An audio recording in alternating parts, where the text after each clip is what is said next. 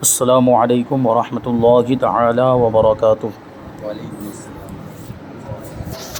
نحمده ونصلی ونسلم علی رسولہ الکریم، اما بعد فاعوذ باللہ من الشیطان الرجیم، بسم اللہ الرحمن الرحیم۔ ان اللہ وملائکتہ یصلون علی النبی یا ایہا الذین آمنوا صلوا علیہ وسلموا تسلیما۔ اللہم صلی علی سیدنا و مولانا محمد معدن الجود والکرم وآلہ الکرام وابنہ الکریم وبارک وسلم صلاۃ و سلاما علیک یا رسول اللہ صلی اللہ تعالی علیہ وسلم۔ اس سے پہلے ایمان اور کفر کا بیان ہوا، ایمان کسے کہتے ہیں، کفر کسے کہتے ہیں، اور ایمان اور کفر سے تعلق رکھنے والی بہت ہی ضروری اور بہت ہی اہم باتیں اور ظاہر سی بات ہے عقیدے سے تعلق رکھنے والی باتیں بیان کی گئیں۔ تو یہ والا جو سبق ہے، سبق نمبر 32، اس کی ہیڈنگ ہے کفریہ کلمات اور احکام مرتد کا بیان۔ یہ بھی بہت ضروری ہے۔ کفریہ کلمات یعنی ہم کبھی بے خبری میں اپنی زبان پر کوئی ایسی بات اور کوئی ایسا لفظ بول دیتے ہیں جو کفری ہوتا ہے، کوئی ایسا کلمہ ہماری زبان سے جاری ہو جاتا ہے جو کفری ہوتا ہے اور ہم کو پتہ بھی نہیں ہوتا۔ تو یہ سب معلومات ہونی چاہیے۔ اور اس کے تعلق سے اس کے آگے جو ہے وہ ہے مرتد کے احکام۔ تو مرتد کسے کہتے ہیں وہ بھی جاننا ہے۔ مرتد کا ویسے لفظی ترجمہ دیکھیں تو پھر جانے والا، اس کا معنی ہوگا پھر جانے والا۔ کس سے پھر جانے والا؟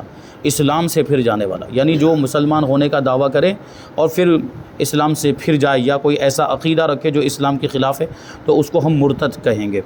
تو ایک ہوتا ہے کافر اصلی اور ایک ہوتا ہے مرتد۔ کافر اصلی کا مطلب جو پہلے ہی سے کافر ہو، جیسے ہمارے ملک میں جو غیر مسلم رہتے ہیں وہ پہلے ہی سے کافر ہیں، تو ان کو کافر اصلی کہا جائے گا۔ لیکن مرتد کا مطلب یہ ہے کہ جو مسلمان ہو پھر کافر ہو جائے، یا یہ کہ مسلمان ہونے کا دعویٰ کرتا ہے لیکن کوئی ایسا عقیدہ رکھتا ہے جو اسلام کے خلاف ہے، تو اس کو مرتد کہا جائے گا۔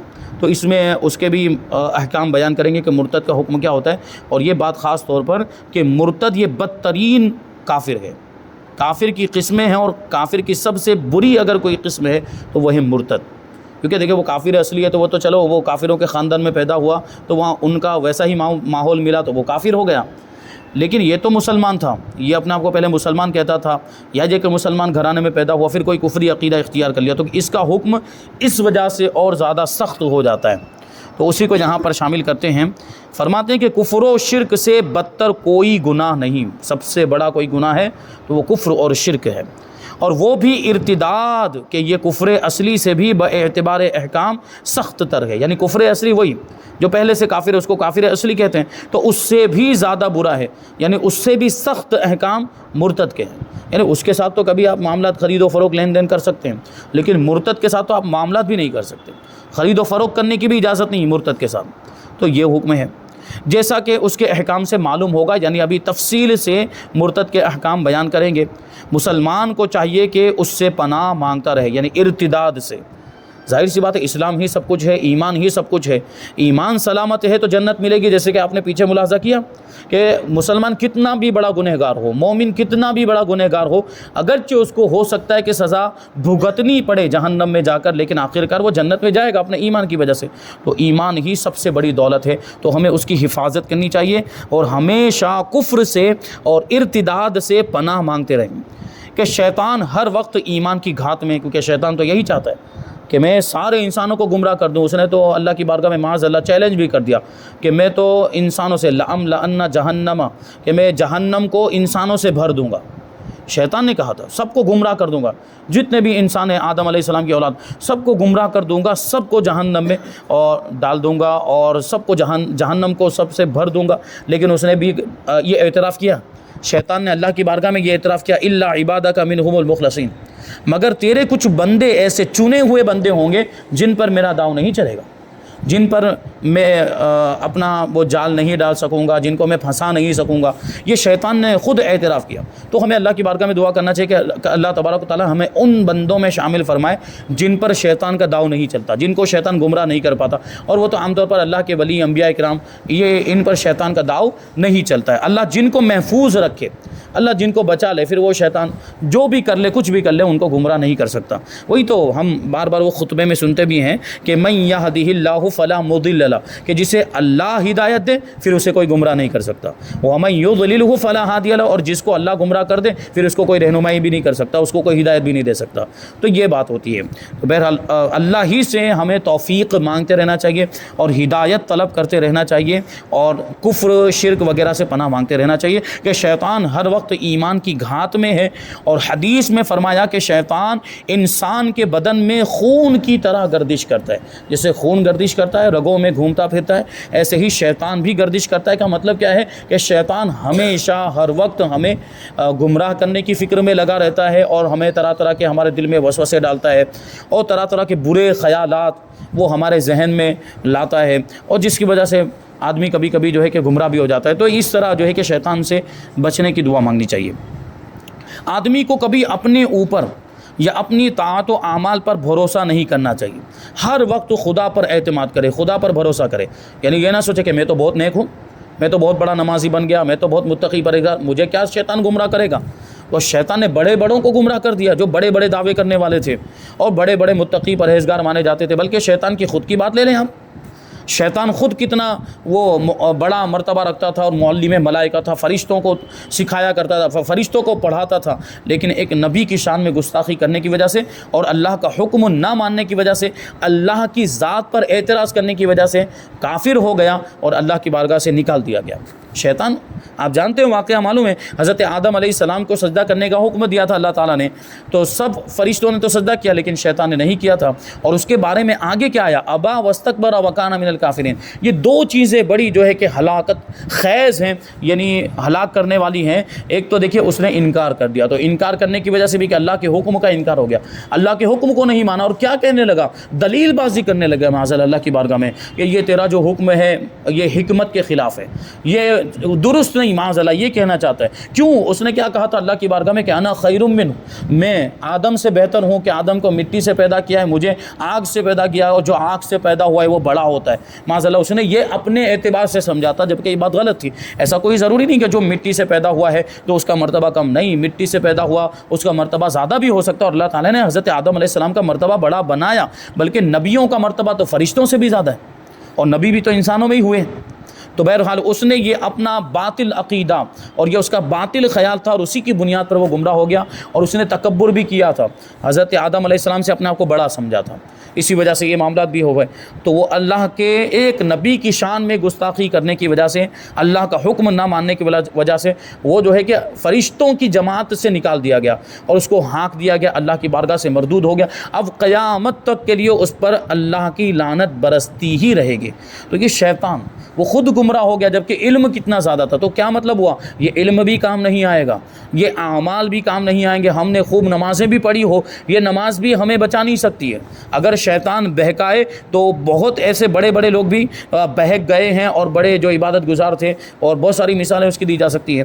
تو اس طرح جو ہے کہ ہمیں اپنے اعمال پر بھروسہ نہیں ہونا چاہیے، یا یوں سوچے کہ میرے پاس تو اتنا علم ہے تو مجھے کیا شیطان گمراہ کرے گا، یا میری عبادت اتنی زیادہ ہے۔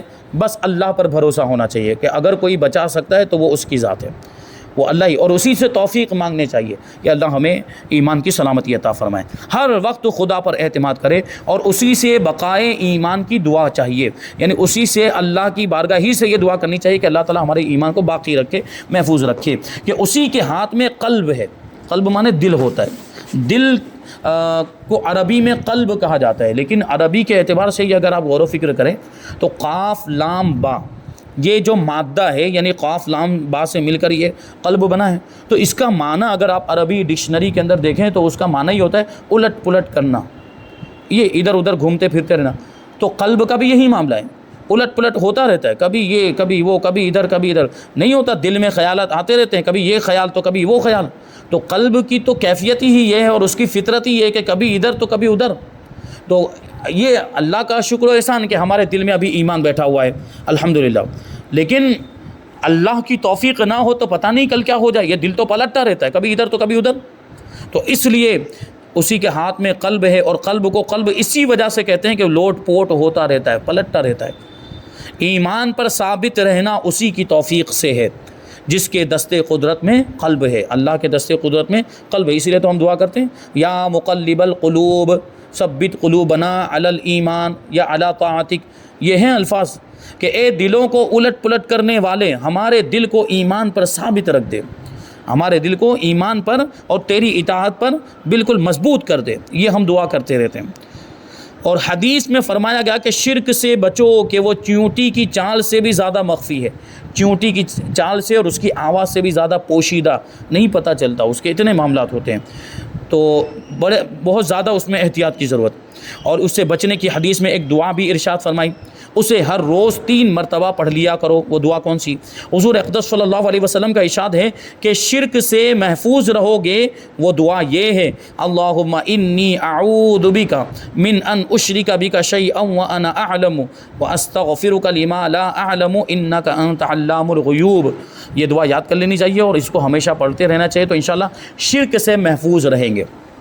اس کا ترجمہ یعنی اے اللہ، میں تیری پناہ مانگتا ہوں کہ جان بوجھ کر تیرے ساتھ کسی کو شریک بناؤں، اور تجھ سے بخشش مانگتا ہوں اس شرک سے جسے میں نہیں جانتا. بے شک تو دانائے غیوب ہے. کیونکہ کبھی تو جان بوجھ کر آدمی ہو سکتا ہے کہ کوئی شرکیہ بات یا کوئی شرکی عقیدہ رکھ لے، کوئی ایسا کام کر لے جو مشرکوں والا کام ہے، شرک والا کام ہے.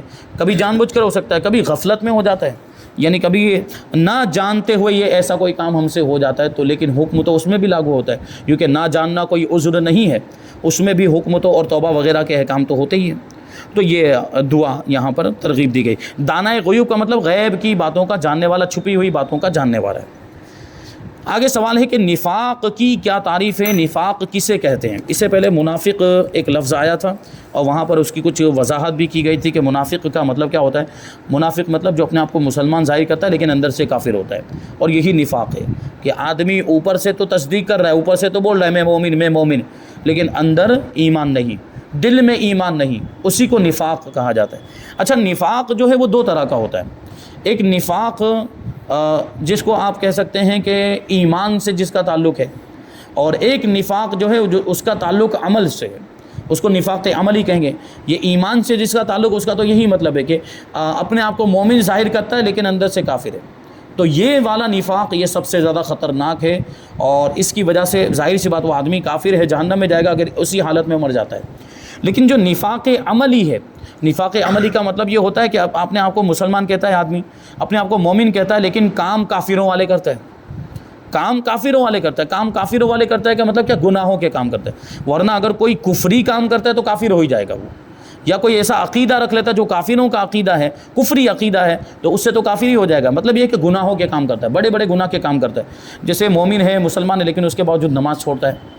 مومن ہے، مسلمان ہے، اس کے باوجود بڑے بڑے کبیرہ گناہ کرتا ہے، بڑے بڑے گناہ یعنی کبیرہ گناہ کرتا ہے. تو یہ ظاہر سی بات ایمان کے خلاف ہے. ایمان کا تقاضا یہ ہے کہ آدمی اچھے اعمال کرے، ایمان کا تقاضا یہ ہے کہ آدمی نیک کام کرے، اور ایمان کا تقاضا یہ ہے کہ وہ برائیوں سے بچے. اس کے باوجود یہ کام کر رہا ہے تو وہ ظاہری طور پر اس کے ایمان کے خلاف ہے. اگرچہ گناہ کبیرہ کرنے کی وجہ سے آدمی کافر نہیں ہو جاتا، لیکن پھر بھی ایمان کا تقاضا اور اسلام کا تقاضا ہے کہ ہم اچھے کام کریں، تو اس لیے اس کو نفاق عملی کہا جاتا ہے. اور بلکہ صحابہ کرام تو ایسے آدمی کو جو نماز چھوڑ دے اور بغیر کسی عذر کے، بغیر کسی مجبوری کے نماز پڑھنے کے لیے نہ آئے، تو اپنے زمانے میں اس کو کافر سمجھتے تھے صحابہ کرام. کیونکہ کوئی مسلمان کبھی یہ سوچ بھی نہیں سکتا تھا کہ میں نماز چھوڑ دوں. اس زمانے میں نمازوں کی پابندی ایسی کرتے تھے، نماز چھوڑنے کا تصور بھی ان کے ذہن میں نہیں آتا تھا.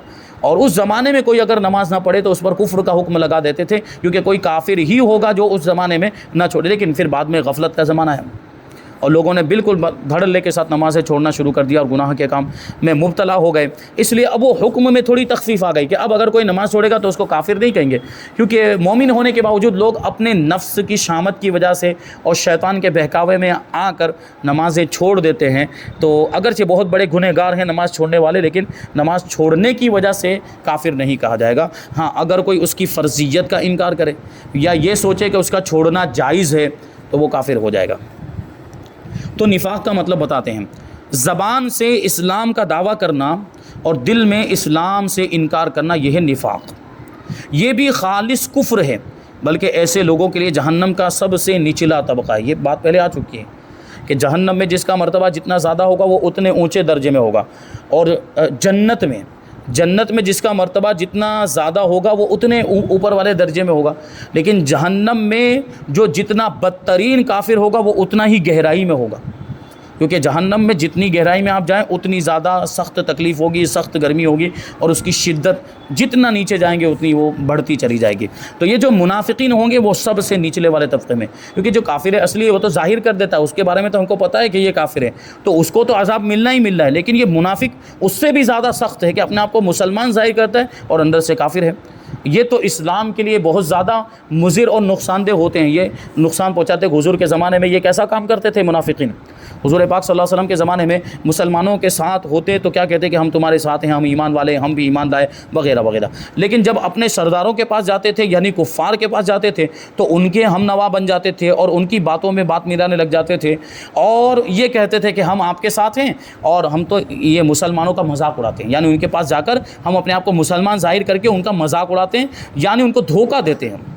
تو یہ اس سے بدترین کافر اور کون ہوگا؟ یہ نفاق ہے۔ سرور کائنات شہنشاہ موجودات صلی اللہ علیہ وسلم کی ظاہری حیات کے زمانے میں اس صفت کے کچھ افراد بطور منافقین مشہور ہوئے، یعنی جو اوپر سے اپنے آپ کو مومن کہتے تھے لیکن دل میں کفر رکھتے تھے، اندر سے کافر تھے، یہ منافقین مشہور تھے حضور کے زمانے میں۔ ان کے باطنی کفر کو قرآن مجید میں بیان کیا گیا۔ نیز حضور پاک صلی اللہ علیہ وسلم نے بعطاء الہی اپنے وسیع علم سے ایک ایک کو پہچانا اور نام بنام فرما دیا کہ یہ منافق ہے۔ تو واقعہ سنا ہوگا مسجد نبوی کے اندر حضور پاک صلی اللہ علیہ وسلم نے ایک مرتبہ، اس سے پہلے تو تھوڑی نرمی بھی کرتے تھے، لیکن اس وقت حضور پاک صلی اللہ علیہ وسلم نے ممبر پر کھڑے ہو کر، مسجد نبوی میں ممبر پر کھڑے ہو کر اور نام لے لے کر، اے فلاں نکل جا کے تو منافق ہے، نکل جا کے تو منافق، سب کو مسجد سے نکال دیا منافقین کا نام لے لے کر۔ اور جس کو حضور نے منافق فتو وہ تو سند ہو گئی، حضور نے منافق کہہ دیا اس کا، کیونکہ حضور تو دل کے حالات بھی جانتے ہیں، حضور عالم غیب ہیں، حضور دل کے حالات بھی جانتے ہیں، اور اللہ نے حضور کو یہ علم دیا ہے کہ وہ دل کے حالات کے کس کے دل میں ایمان ہے اور کون منافق ہے یہ حضور جانتے ہیں۔ تو یہ بات حضور پاک صلی اللہ علیہ وسلم تو عالم غیب ہیں تو حضور جانتے ہیں، لیکن اب اس زمانے میں کیونکہ ہمیں اب کیسے پتہ چلے گا؟ حضور تو دل کے خیالات کو جانتے ہیں، دل میں ایمان ہے کہ کفر ہے حضور جانتے ہیں، لیکن ہمیں اتنا علم نہیں کہ ہم دل کے حالات کو دیکھ لیں اور ہمیں دل کی کیفیت پتہ چل جائے کہ وہ اندر سے مومن ہے یا اندر سے کافر ہے۔ تو اس زمانے میں کیا حکم ہوگا؟ جواب دیتے ہیں کہ اب اس زمانے میں کسی مخصوص شخص کی نسبت یقین سے کہنا کہ وہ منافق ہے یہ ممکن نہیں، کہ ہمارے سامنے جو اسلام کا دعویٰ کرے ہم اسے مسلمان ہی سمجھیں گے جب تک کہ ایمان کے منافی یعنی ایمان کے الٹ کوئی قول یعنی کوئی بات یا فعل یعنی کام اس سے سرزد نہ ہو، یعنی اپنے آپ کو مسلمان کہتا ہے تو ہم بھی اس کو مسلمان سمجھیں گے جب تک کہ اس کی جانب سے کوئی کفری بات یا کوئی کفری کام صادر نہ ہوا ہو، وہاں تک ہم اس کو مسلمان سمجھیں گے۔ اور منافق والا معاملہ چونکہ ہم جان نہیں پائیں گے کہ اس کے دل میں کیا ہے، اس لیے ہم کسی کو منافق نہیں کہہ سکتے۔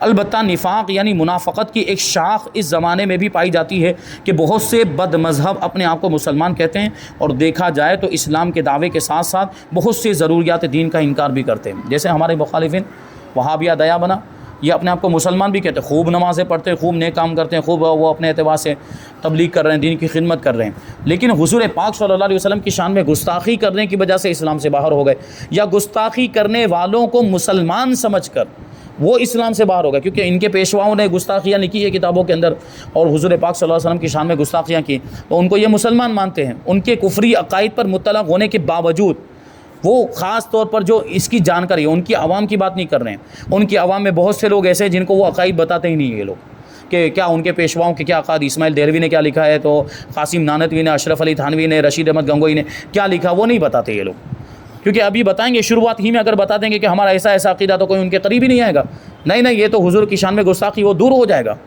پہلے نہیں بتاتے، پہلے اس کو پھانستے ہیں اپنے جھانسے میں، اور پہلے اس کو اوپر وہ جال ڈالتے ہیں اپنے اعمال کا اور نیکیوں کا کہ ہم یہ اللہ رسول کی باتیں کرتے، آؤ تو ہمارے یہاں پہ یہ ہوگا وہ ہوگا مسجد میں، اس طرح جو ہے گھسیٹ کے رہ جاتے ہیں پہلے، پھر دھیرے دھیرے کر کے وہ جو ہے کہ وہ گمراہ کرتے ہیں، تو اس طرح کا ان کا انداز ہوتا ہے۔ لیکن ان کے جو مولوی ہیں، جو مدرسوں کے پڑھے ہوئے ہیں، یا جو ان کے مولویوں کے ساتھ اٹھنے بیٹھنے والے ہیں، وہ ان کو سب پتہ ہوتا ہے، ان کو یہ سب، ان کے جو پیشوا اور ان کے جو گرو گھنٹال جو گزرے ہیں، ان کے سارے کفری عقائد پر وہ لوگ مطلع ہوتے ہیں اور اس کے باوجود ان کو مسلمان سمجھتے ہیں۔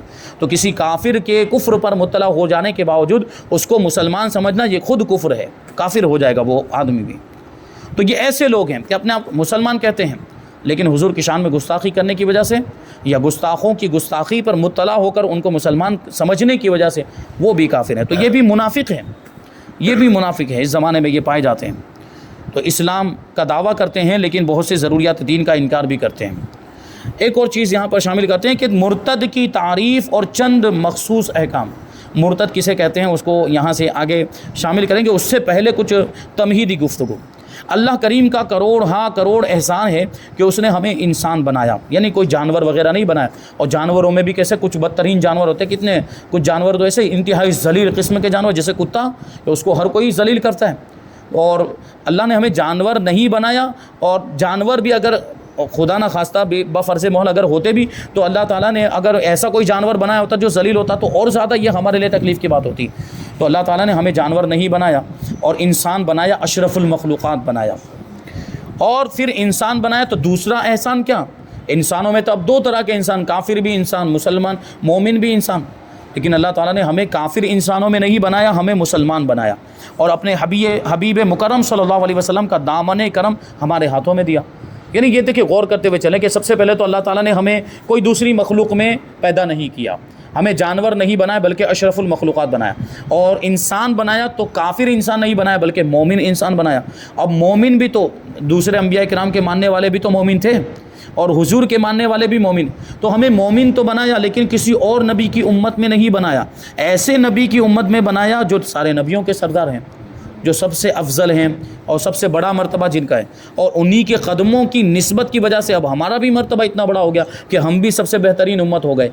یعنی یہ امت محمدیہ یہ ساری امتوں کی سردار ہے، ساری جو اگلے انبیاء کرام کی امتیں بھی ہیں ساری امتوں کی سردار ہے امت محمدیہ۔ تو ہمیں اپنے مرتبے کو سمجھنا چاہیے کہ ہم کیا ہیں، حضور کی نسبت کی وجہ سے ہمیں کتنا بڑا مرتبہ ملا ہے، تو ہمیں اس کی قدر کرنی چاہیے۔ ہماری ذمہ داری بنتی ہے کہ ہم پوری دنیا میں اسلام کا پیغام عام کریں، لوگوں کو برائیوں سے روکیں اور لوگوں کو بھلائی کا حکم دیں، یہ ہماری ذمہ داری بنتی ہے۔ اب ہم خود برائیوں میں مبتلا ہیں، ہم خود غلط کام کر رہے ہیں اور نیکیوں سے دور ہو گئے، تو دوسروں کی اصلاح کیا کریں گے؟ یہ حالانکہ امت محمدیہ ہونے کی وجہ سے اور بہترین امت ہونے کی وجہ سے ہمارا یہ فرض منصبی تھا کہ ہم اسلام کو پوری دنیا میں پھیلا دیتے اور سارے لوگوں کو بھلائی کا حکم دیتے اور برائیوں سے روکتے، لیکن یہ ہو نہیں رہا۔ چند مخصوص لوگ ہیں جو یہ فریضہ انجام دے رہے ہیں۔ تو اللہ تعالیٰ نے ہمیں حضور پاک صلی اللہ علیہ وسلم کا دامن کرم عطا فرمایا۔ اس میں کوئی شک نہیں کہ ہم مسلمان ہیں، مگر ہم میں سے کسی کے پاس اس بات کی کوئی ضمانت یعنی کوئی گارنٹی نہیں کہ وہ مرتے دم تک مسلمان ہی رہے گا۔ کوئی کہہ سکتا ہے، کوئی یہ دعویٰ کر سکتا ہے کہ میں مرتے وقت تک مومن رہوں گا یا مسلمان رہوں گا؟ کب شیطان کا حملہ ہو جائے۔ جس طرح بے شمار کفار خوش قسمتی سے مسلمان ہو جاتے ہیں، کفر کی حالت میں زندگی کے ایام گزارتے رہے، لیکن آخر وقت میں سمجھ آ گئی یا کسی نے سمجھایا تو مسلمان ہو گئے۔ ایسے بہت سے کافروں کو دیکھا جو کلمہ پڑھ کے مسلمان ہو گئے، تو ان کے نصیب میں ہدایت تھی تو مسلمان ہو گئے۔ اسی طرح متعدد بد نصیب مسلمانوں کا معاذ اللہ ایمان سے منحرف ہو جانا یعنی پھر جانا بھی ثابت۔ بہت سے ایسے مسلمان تھے جو بعد میں کافر ہو گئے، اور جو ایمان سے پھر کر یعنی مرتد ہو کر مرے گا وہ ہمیشہ کے لیے دوزخ میں رہے گا۔ چنانچہ پارہ نمبر 2 سورہ بقرہ آیت نمبر 217 میں فرمان باری ہے، وَمَن يَرْتَدِدْ مِنْكُمْ عَنْ دِينِهِ فَيَمُتْ وَهُوَ كَافِرٌ فَأُولَٰئِكَ حَبِطَتْ أَعْمَالُهُمْ فِي الدُّنْيَا وَالْآخِرَةِ وَأُولَٰئِكَ أَصْحَابُ النَّارِ هُمْ فِيهَا خَالِدُونَ۔ اور تم میں سے جو کوئی اپنے دین سے پھرے پھر کافر ہو کر مرے یعنی کفر کی حالت ہی میں مر جائے تو ان لوگوں کا کیا اکارت گیا، یعنی ان کے سارے اعمال برباد ہو گئے۔ اگر ایسے لوگوں نے کچھ نیک کام بھی کیے ہوں گے، صدقہ کیا ہوگا، صلہ رحمی کی ہوگی، وہ سب برباد، اس کا کوئی ثواب نہیں دنیا اور آخرت میں، یعنی دنیا میں بھی کوئی فائدہ نہیں اور آخرت میں بھی اس کا کوئی ثواب نہیں، کیونکہ کافر ہی مرا ہے تو سیدھا جہنم میں جائے گا، اور جو نیک اعمال کیے ہوں گے اس کا کوئی ثواب اس کو نہیں ملے گا، کیونکہ اعمال کا ثواب، نیک اعمال کا ثواب اس کو ملتا ہے جو مومن ہو۔ نیک اعمال کا ثواب ملنے کے لیے ایمان ضروری ہے، اور ایمان ہی نہیں تو جتنے بھی اچھے کام کر لیو۔ ہاں کبھی کبھی ایسا ہوتا ہے کہ کوئی کافر اگر کوئی بہت اچھے نیک کام کر لے تو اللہ تبارک و تعالیٰ ان نیک کاموں کا اس کو دنیا میں ہی بدلہ دے دیتا ہے، جیسے خوب دولت دے دی یا خوب آرام دے دیا، یہ کبھی لیکن آخرت کے تعلق سے تو فکس ہے، آخرت میں تو ان کو ثواب ملنا ہی نہیں ہے، کسی بھی نیک کام کا ثواب ملے گا ہی نہیں کافروں کا، اور وہ دوزخ والے ہیں، یعنی کافر دوزخ والے ہیں اور انہیں اس میں ہمیشہ رہنا ہے۔ تو یہ مرتد کے تعلق سے کچھ باتیں اور بھی ہے کہ مرتد کون ہوتا ہے، مرتد کسے کہتے ہیں، اور مرتد کی سزا کیا ہے۔ اور اس کے بعد ایک بہت ضروری سوال ہے کہ عورت یا نابالغ سمجھدار بچہ اگر مرتد ہو جائیں تو ان کی سزا کیا ہے۔ اور پھر یہ بھی بہت اہم بات کہ کفری کلمہ اگر کوئی بک دیتا ہے تو اگر کوئی بالغ ہے، کوئی سمجھدار ہے، کوئی 20-25 سال کا کفری کلمہ بکے تو اس کے بارے میں تو یہ ہے کہ چلو اس کے اوپر کفر کا حکم ہوگا، توبہ وغیرہ کرائی جائے گی. لیکن اگر کوئی بچہ اگر کوئی کفری کلمہ بک دیتا ہے تو اس کو کافر مانا جائے گا کیا؟ اس کو بھی توبہ کروائی جائے گی؟ تو یہ سب جاننے کی باتیں ہیں. انشاءاللہ ان ساری چیزوں کو ہم آئندہ درس میں شامل کریں گے. اللہ تبارک و تعالیٰ کی بارگاہ میں دعا ہے کہ جو کچھ بھی بیان ہوا اس پر ہم سب کو عمل کرنے کی توفیق عطا فرمائے.